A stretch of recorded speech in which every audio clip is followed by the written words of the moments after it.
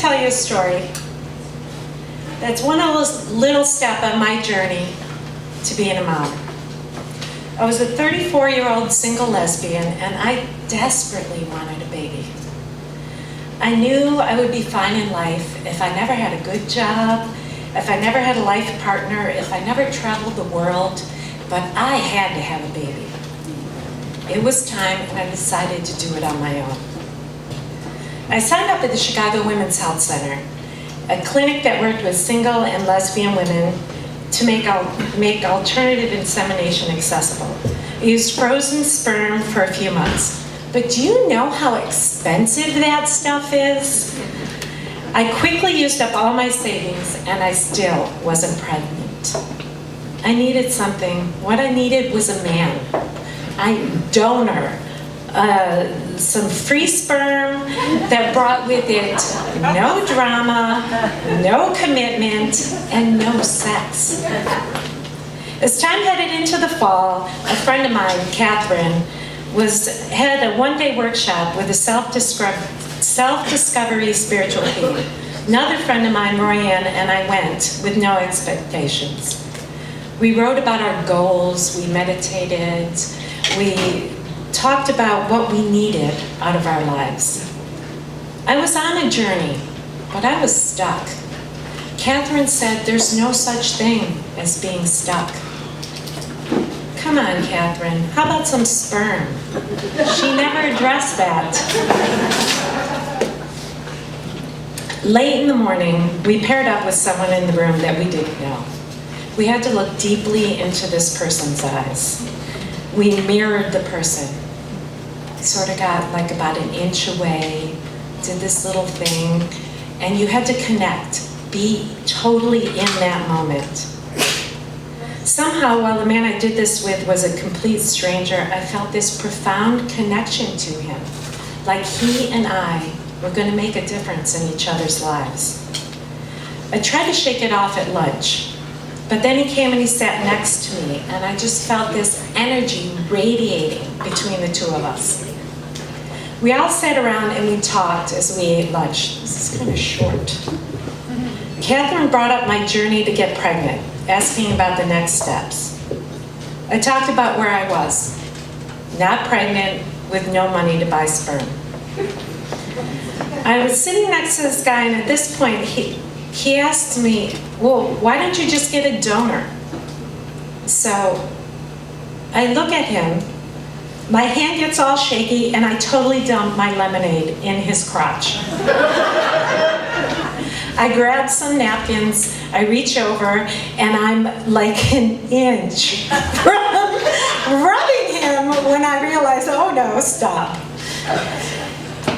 Everybody laughed, but all I could think about was this man's private parts covered in my lemonade.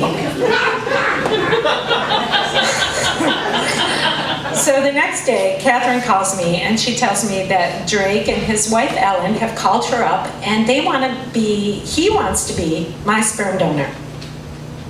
We met, we talked through all the complications, and he agreed to sign a donor contract saying that he would relinquish his parental rights. Drake and Ellen had not wanted children, but Drake had felt that there was this loss in not being able to pass on his genetics to another generation. He was tall, gentle, and brilliant. He was completely perfect, except that he lived in Champaign-Urbana and I lived in Chicago. That's a 2.5-hour drive with no traffic. There's always traffic. The first time we inseminated, it fell on a weekend. I traveled to his home where we had a delicious dinner, wine, great conversation, and then we got down to business. I stayed in this lovely room in the basement, and Drake met me there with a coffee cup full of sperm. I inseminated in this room, full of windows looking out in the woods. All right, everybody, I'm going to get profound here. Come on. During the night, deer came up to the windows and they were eating corn. And it was really magical.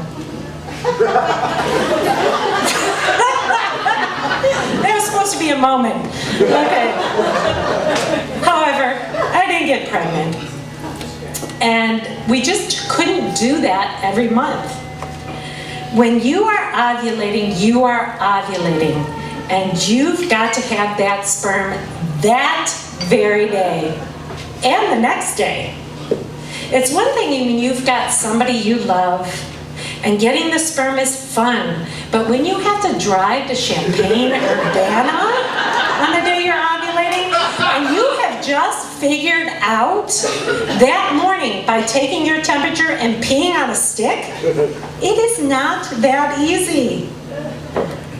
The next time I ovulated was on a Tuesday.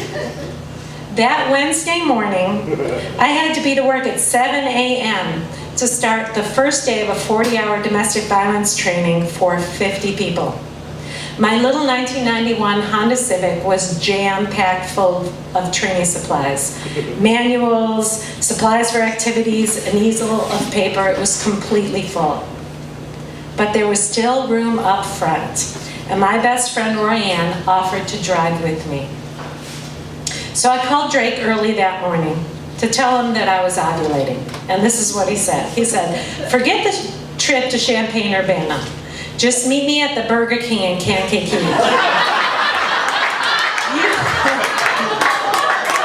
This is true, by the way. Okay.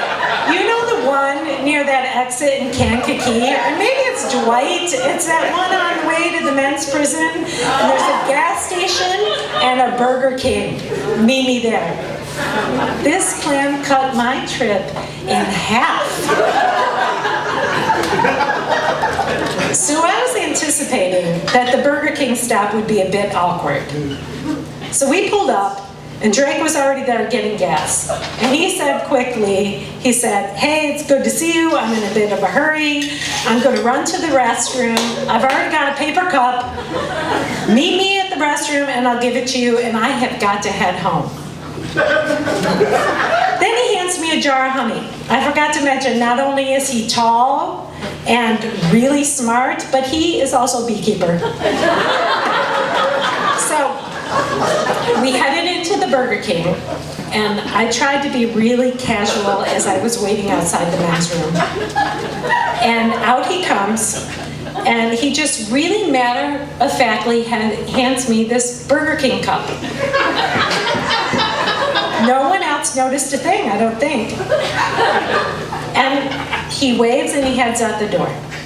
So I took my Burger King cup and I went in the women's room. Got my little syringe and done.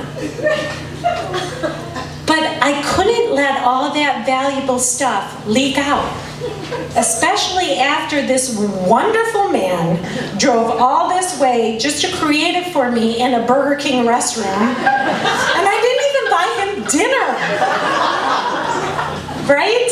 So the fertility books recommend you put your hips up on some pillows and you let gravity take its course. But I didn't have any comfy pillows. My back seat was full of training supplies, so there was no back seat to lay on. So we had to make do. So my friend Royanne said she'll drive, and I got in the passenger seat and I pushed that seat back as far, I pushed up against those training supplies, as far back as it would go. I got in backwards with my head hanging down into the seat where your legs would usually go, right? And then my feet were sticking straight up in the air. I propped my hips up on the back of the seat. There was no need for comfy pillows. And just as I was going to close the door, my dog, Marianne, looks at me. And she's standing on the pavement outside the car. So I'm like, all right, come on, Marianne. She jumps up, all 35 pounds on her, on the back of my thighs, which I pull closer to my chest. She happily curls up and goes to sleep. I had my dog, my best friend, and I was on my way to being pregnant. This was awesome. Even if it was completely uncomfortable and it looked totally crazy. Royanne acted like this arrangement was just completely natural. She talked to me about her work like we were having a cup of coffee. She told me about the next marriage equality actions that she was planning and all about the obstructions in the way on the goal to making marriage legal for LGBTQ people. When we got to Chicago, we stopped at a little spot on the Chicago River. I had read somewhere that if you put honey brought to you by the man that you want to create a baby with, right? He was a beekeeper. You guys got that. If you put the honey on a pumpkin by the man that you want to create a baby with, and you throw it in the river at night, close to the full moon, I'm serious, okay? People are laughing, and I'm trying to be serious here. It'll seal the deal. So throwing that pumpkin in the Chicago River was our last stop of the night. Telling you that I got pregnant that night, that would be the best part of the perfect B-grade movie. But I didn't. Nor did I get pregnant on the next trip to the Burger King or the trip after that. In fact, I actually never got pregnant. But instead, my path led me to these two beautiful children that I adopted. I became a mom, and Royanne became Auntie Roy.